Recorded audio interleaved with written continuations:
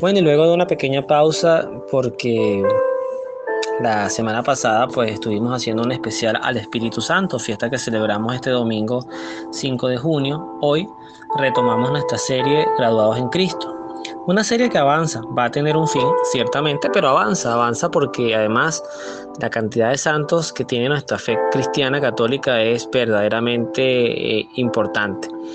Eh, Daría una serie de este estilo, daría para hacer programas diarios, los 7 días a la semana y creo que no exageraría por más de 10 años.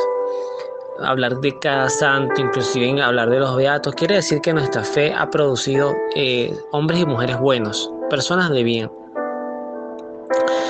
Estamos en un siglo importante porque el siglo XIV además se caracteriza sobre todo hacia su final por la llegada de una de las pestes, ahorita que estamos en tiempos de pandemia, una de las pestes más terribles que ha tenido la historia de la humanidad, que fue la peste negra que vivió Europa, insisto, hacia finales del siglo XIV. Una peste que mató, algunos dicen un tercio de la comunidad europea, otros dicen que mató más del 50% de su población de su época. Y ciertamente además es en los tiempos de santos como Catalina de Siena, de la cual ya hablamos. Vamos a hablar dentro de poco de San Nicolás de Tolentino, si no me equivoco también. Pero hoy la invitada principal es Santa Isabel de Portugal. Esta historia tiene como para tomar muchas cosas, ¿no? Tiene mucho de dónde agarrarse, porque además hablamos de la mujer. Primero, siempre recordar, es importante que nosotros tenemos que comprender los tiempos en sus propios momentos, en sus presentes, y no podemos juzgar el pasado con nuestra realidad actual.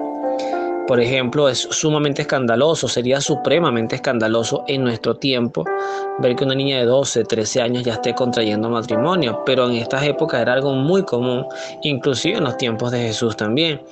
Eso respondía a muchas cosas, respondía a que antes quizás también se entendía que el desarrollo en la mujer ya era sinónimo de que podía ser madre, ya era sinónimo de madurez, de crecimiento, y también porque las probabilidades de vida, o sea, el tiempo estimado de vida era muy inferior a nuestra época. La medicina ha permitido que nosotros podamos pensar y no sea una locura pensar en vivir 80, 90 años tranquilamente, porque ahorita hay medicamentos, hay tratamientos, hay especialistas, pero en estas épocas la salud era muy frágil y una persona podía morir de cualquier cosa, porque además había muchas enfermedades no conocidas. Y cuando tu probabilidad de vida son 40 años, 50, ciertamente todo el mundo, hombres y mujeres, pero las mujeres también, pues pensaban en una vida de reproductiva y de familiar desde muy temprano para poder también tener la crianza de sus hijos, el acompañamiento. Entonces, ese punto lo quiero destacar, pero sí hay algo que quiero meterme en esa línea, que es el matrimonio. Y sobre todo en esta oportunidad, porque es así, pero también puede pasar a la inversa, pero cuando los hombres de verdad le hacemos la vida terriblemente trágica a nuestras esposas o a las esposas en general. ¿A qué se refiere un poquito la tragedia? Más allá de las atenciones y por supuesto los cambios culturales que ha habido ya, por ejemplo, el cuidado de un hogar no recae solo en la mujer y son cosas que además creo que la misma dinámica profesional de los tiempos y la económica pues te dicta que bueno, si hombre y mujer salen a trabajar, hombre y mujer también cuidan el hogar y perfectamente tú puedes hacer las mismas funciones de apoyo que antes quizás quedaban en la exclusividad de mujeres que no trabajaban fuera, porque sí trabajaban en casa y es un trabajo súper duro. Además también criar a los hijos, más que un trabajo, pero es una responsabilidad que recaía sobre todo en las mujeres, y eso ya ha cambiado. Pero en esta ocasión, cuando hablamos de un hombre que posiblemente era mayor que ella y que además era de moral dudosa, y cuando sobre todo también habla de toda esta humillación, porque al final eso se traduce es eso, cuando la mujer se sabe que le están siendo infiel, que ese hombre que está en su cama ha estado corpóreamente con otras mujeres, Hoy además sabemos todas las consecuencias de enfermedades que eso puede traer venérea, y en estas épocas seguramente más, en esas épocas más todavía. Hay muchas enfermedades de transmisión sexual que yo siempre veo allí. En todo hay que ver a la voluntad de Dios, pero creo que son cosas como muy pensadas por el Señor, para también que uno tenga frenos desde el punto de vista, si no lo vas a tener espirituales y morales, por lo menos los tengas a nivel de salud. Pero sin duda una sexualidad totalmente desordenada, y era un poquito lo que advertía Pablo VI en la Humanae Vitae, que la anticoncepción, la cultura de la anticoncepción, posiblemente iba a prevenir enfermedades de transmisión sexual, pero iba a facilitar aún más este tema de las infidelidades, y de hecho es así, ha sido así. O sea, es potenciar, dar mayor resguardo al infiel, y promover muy poco la cultura de la fidelidad. Pues esta santa tuvo que convivir con un hombre infiel, que además le traía a sus hijos fuera del matrimonio a la casa, que ella también tuvo la bondad de criarlo. Y uno dice, o sea, con la mentalidad de estos tiempos, uno dice, bueno, los calificativos a Santa Isabel serán de todo, ¿no? Una mujer tonta, pobre de autoestima, pero yo quiero rescatar algo que yo creo que es fundamental rescatar en la vida en general. Y nos puede servir para el matrimonio, pero también para el trabajo, para nuestros afectos, para el vecino que no tragamos, etcétera. Y es que tu vida, en donde estás ahorita, en donde escuchas, en donde vives, en donde te mueves, en donde tienes tu existencia marcada en este universo tan vasto, tan grande, tu vida puede ser un apostolado. Y hay cosas que quien todavía puede hacerlo, ¿no? Sin juzgar, porque ya ahorita hablar de estos temas es muy complicado, porque hay gente que ya está marcadamente divorciada, hay otros que ya lo decidió, hay otros que sencillamente los abandonaron y no son culpables de su divorcio. Pero vamos a darle un contexto sobre todo a los que todavía están casados y a los que están jóvenes, que ni siquiera han experimentado lo que es la vida matrimonial. Más allá de la buena decisión, porque uno decir, bueno, yo no me caso hasta que no conozca bien con quién me voy a casar, pues nunca te casarías, porque en realidad uno nunca termina de conocer a su pareja al 100%. Y eso es parte de la riqueza del matrimonio, que también la tienes con los hijos. Si hay un ser totalmente desconocido, es un hijo, porque tú lo puedes formar, tú le puedes dar valores, pero los hijos además tienen como una naturaleza a independizarse y a separarse de los padres. Entonces, al final tú tienes una persona en casa que está marcada a irse, a diferencia de tu pareja, que está compensada para estar contigo hasta tu muerte. Debería ser así. Entonces creo que Isabel tenía dos opciones. Bueno, yo diría tres, siendo un poquito extremo, era asesinar a este esposo infiel, y no habla de que haya sido maltratador físico, pero no dudo que haya habido una suerte de despotismo allí muy fuerte, de maltrato verbal, de machismo arraigado. Pero la opción era dejarlo, rehacer su vida, irse con sus hijos o asumir un apostolado. ¿Por qué es destacado el camino que ella toma? Porque es evidente que toda su vida se la dejó a Dios. Y se ven los frutos de una vida muy dura, de un esposo muy poco creyente, con moral súper dudosa, un hijo iracundo, que además tiene me recuerda la historia de David con Absalón, creo que era el nombre del hijo que se rebeló contra su padre, que le causó una gran tristeza al rey David. Eso está en el libro de Samuel. Y además Absalón muere asesinado, porque insistió en destronar a su papá.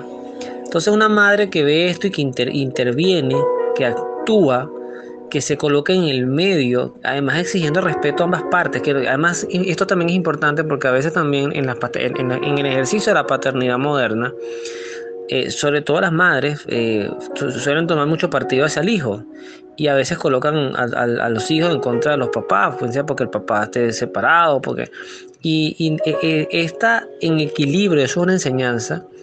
En equilibrio le enseña a su hijo a respetar a su papá y al papá, por supuesto, a la locura de enfrentarse a su propio hijo. Entonces ella no toma un partido a favor de eso, sino toma un partido a favor de la paz, de la cordura. Y lo logra, porque al final, ¿por qué lo logra? Bueno, porque su esposo muere converso, ya es donde quiero llegar. O sea, el fruto de tanto sufrimiento. Por eso el biógrafo de esta historia comienza diciendo que su matrimonio fue su cruz, pero fue una cruz que ella no utilizó para ella salvarse y que su esposo se condenara en el infierno. Es que ella asumió su esposo, a su relación, como un apostolado. Y uno va aprendiendo esto con el tiempo, porque a veces uno se preocupa mucho en evangelizar para afuera, para puertas afuera, a los demás, tener una buena imagen. Y resulta ser que por dentro tu familia puede estar, pero agudamente necesitando de tu conexión con Dios, que será imperfecta como la mía, pero por lo menos es una conexión. Hay gente en tu familia y en la mía que posiblemente están totalmente desconectados de Dios, que además Dios no les importa para nada, ni piensan en Él. Y tú serías como ese cablecito tierra que los mantiene ahí en conexión, en oración con Dios, en esa esperanza de conversión. Este año para mí ha sido bien particular, no entro en detalles, pero ha sido bien particular porque he visto esos frutos de oraciones de años en personas que en momentos pensé que no los iba a ver. Y Dios ha actuado. Dios ha actuado y siento esa emoción que una Isabel pudo haber sentido en el caso de su esposo, o una Mónica con Agustín, sin olvidar que yo también necesito conversión. No sé quién estará orando por mí, no dudo que mis padres, no dudo que mi esposa, que mi familia, pues en general, inclusive algunas amistades tengan el hermoso gesto de orar por uno, pero he entendido que el apostolado de mi familia es fundamental. Cristo también decía y predicaba que sobre todo en Galilea fue donde menos milagros hizo, porque nadie es profeta en su tierra, porque para ahí, en ese lugar, él era el hijo del carpintero. Pero ¿saben cómo se logra evangelizar a la familia? Cuando la familia ve en ti más que palabras, testimonio. Y ve sobre todo una capacidad de escucha, y ve sobre todo una capacidad que da el Espíritu Santo de, con inteligencia, con sabiduría, con temor de Dios, entrar en el corazón de aquel que necesita esa conexión con Dios y no sabe cómo encontrarla. Vemos una Isabel que no es indiferente a la pobreza, al sufrimiento, con gestos desde donde ella podía ayudar. De riqueza que era suya, eso le pertenecía, y ella disponía para ayudar, para darles momentos de alegría materiales a personas que posiblemente no tendrían nada. Y como Dios, en esa complicidad pícara, me permito ese término con nuestro Señor, con todo el respeto, esa complicidad pícara, cuando viene el rey a ver qué es lo que ella está haciendo con las monedas, pues se las convierte en flores. O sea, es una complicidad pícara, eso es vamos a evitar problemas. O sea, no mientas, yo actúo por ti. Y fíjese que esto de las flores es tan emblemático, que es el mismo milagro que ocurre con el manto en Guadalupe,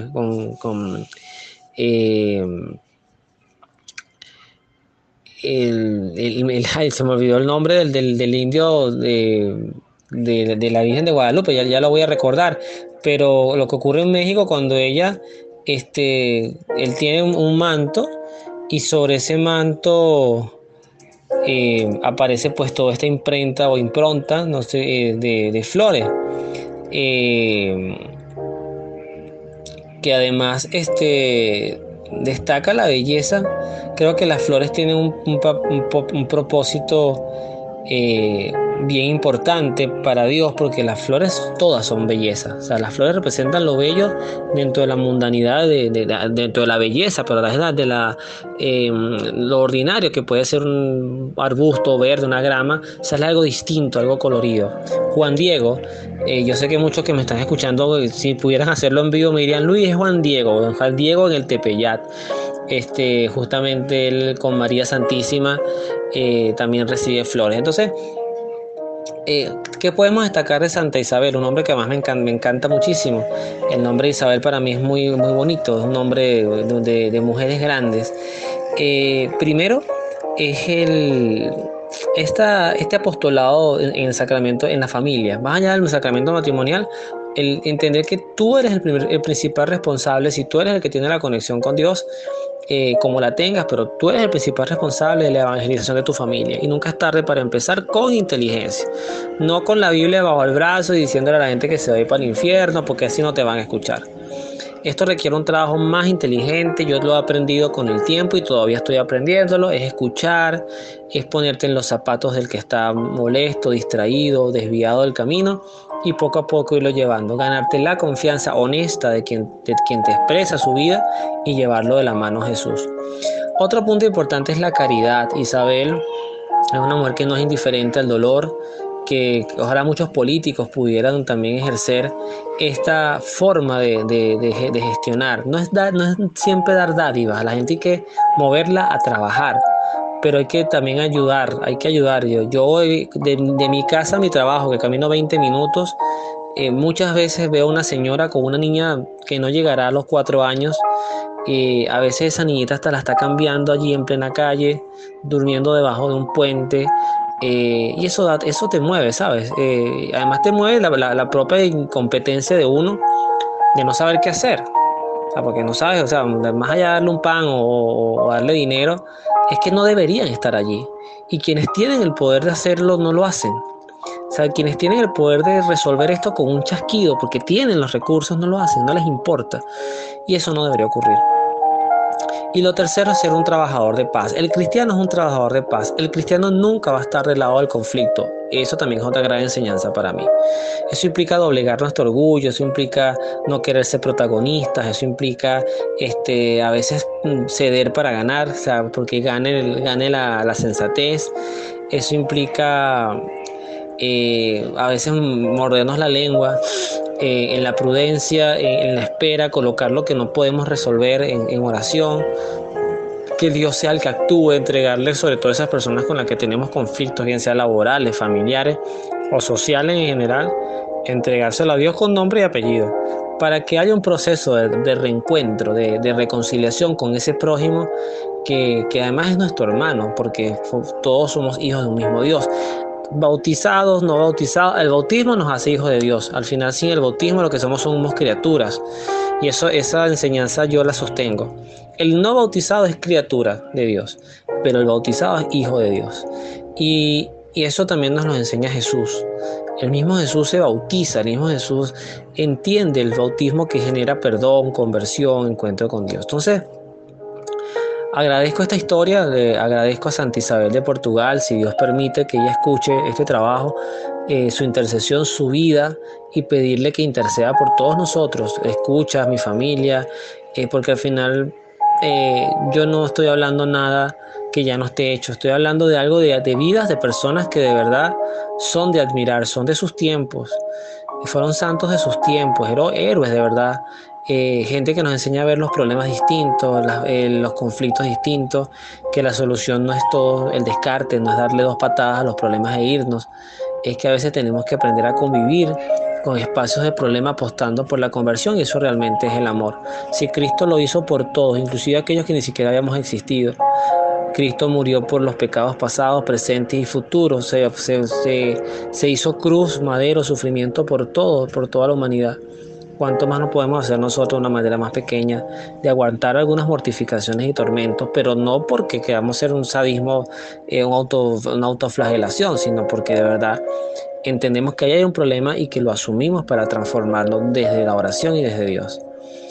Que Dios los bendiga, nos vemos en la oración.